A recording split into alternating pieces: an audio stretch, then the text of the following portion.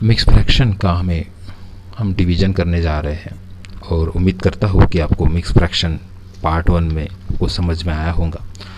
तो पार्ट 2 जो कि मिक्स फ्रैक्शन का हम डिवीज़न करने जा रहे हैं, पार्ट 2 आपको हम पार्ट 2 में आ रहे हैं। तो मान लीजिए पहला एग्जांपल हम लेते हैं डिवीज़न का। यहाँ पे है 3/1/2 डिवाइड बाय 4/2/3।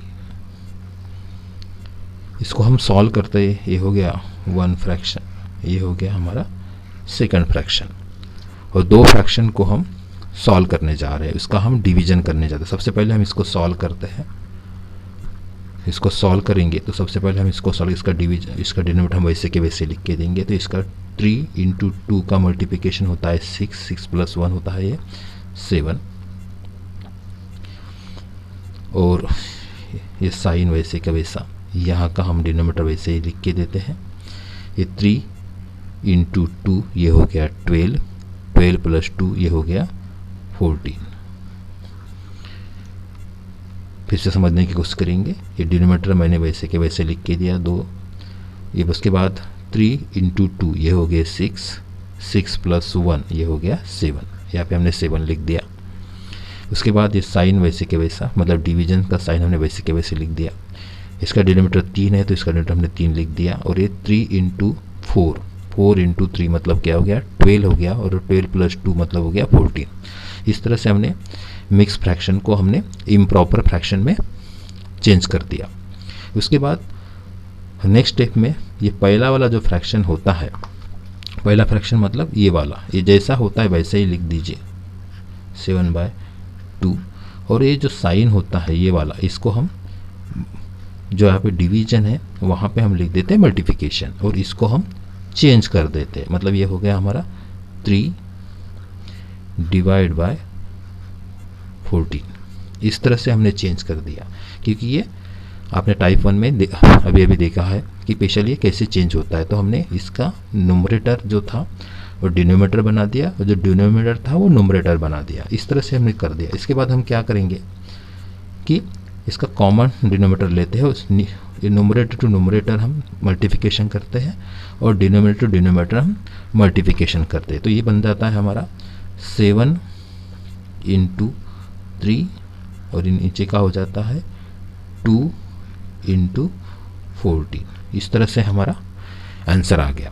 अब इसको हम कॉमन डिनोमिनेटर कुछ करता है क्या, कॉमन टर्म है क्या कुछ? यस, इसमें कुछ कॉमन टर्म है। वो कॉमन टर्म है 7 × 1 = 7, और 7 × 2 = 14, ये कट गया।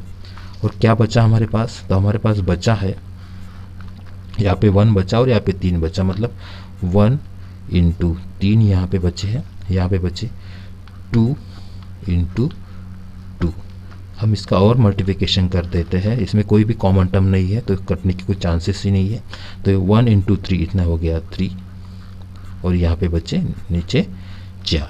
इसमें कोई कॉमन टर्म नहीं है तो कटने का चांसेस बहुत ही कम है। तो ये हो गया हमारा final answer, this is the answer. इस तरह से हम मिक्स फ्रैक्शन के हम डिवीजन कर सकते हैं। ये हो गया हमारा टाइप 1। अब हम सेकंड डिवीजन सॉल्व करते हैं, जो कि वो भी मिक्स फ्रैक्शन ही है। एक एग्जांपल लेते हैं हम 10^4/5 डिवाइड बाय, ये पहला फ्रैक्शन हो गया हमारा, डिवाइड बाय यहाँ पे लेते हैं हम 6/3/4, ये हमारा सेकंड फ्रैक्शन हो गया। और इसको हम सॉल्व करते हैं।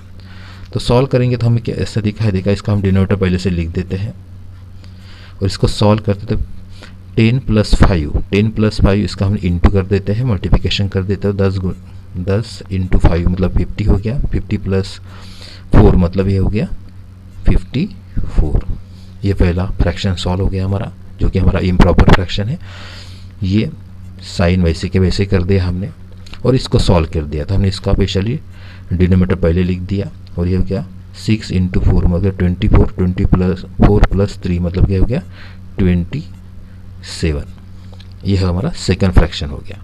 इस तरह से हमने मिक्स फ्रैक्शन को हमने इम्प्रॉपर फ्रैक्शन में रूपांतरित कर दिया। इसके बाद हम नेक्स्ट कंडीशन क्या होती है, नेक्स्ट कंडीशन होती है कि ये वैसा का वैसा ही लिख दीजिए। मतलब ये 54 डिवाइड बाय 5 ये हमने वैसे के वैसे ही लिख के दिया। और ये जो डिवीजन होता है, ये जो साइन होता है, इस साइन को हमने चेंज कर दिया मल्टीप्लिकेशन में और इसको हमने इन्वर्स कर दिया, मतलब उसका रेशिप्रोकल ले लिया हमने। तो ये हो गया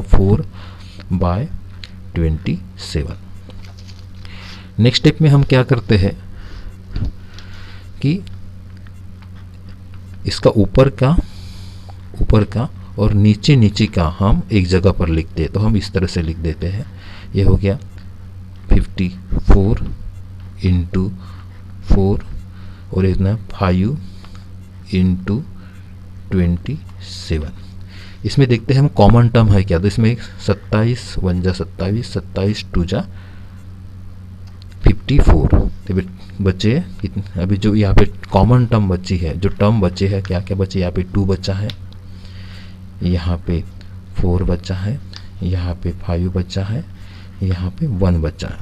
इसको हम फिर से इसका सॉल्व करते तो ये हो जाता है हमारा 8, ये हमारा 8 हो जाता है और ये 5 1 जा 5 हो जाता है। इसमें कोई कॉमन टर्म नहीं है, तो ये हमारा हो गया फाइनल आंसर। इस तरह से हम मिक्स